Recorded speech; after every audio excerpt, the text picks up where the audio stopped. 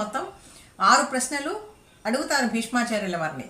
ఏమిటి ఈ ప్రశ్నల సంగ్రహ సారాంశము అంటే, కిమేకం దైవతం లోకే, ఏకం దైవతం, ఈ సర్వ ప్రపంచం మొత్తానికి కూడా ఒక్కడే అయినటువంటి దేవుడు ఎవడు, కింవాప్యేకం పరాయణం, అంతా ఎవరి వల్ల నడుస్తూ ఉన్నది, ఎవరి చేత వ్యాపించబడి ఉన్నది, స్తువంతఃకం కమర్చంతః ప్రాప్నుయుర్మానవా శుభం, ఎవరిని స్తోత్రం చేసినట్లయితే మానవులు సకల సంపత్ సమృద్ధిని పొందుతారు.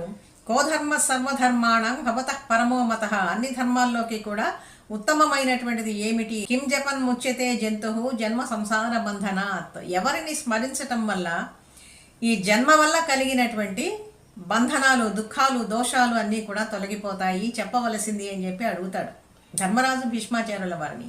అప్పుడు భీష్మాచార్యుల వారు అందరిలోకి కూడా వయోవృద్ధుడు, జ్ఞానవృద్ధుడు, మహాజ్ఞాని, సాక్షాత్తు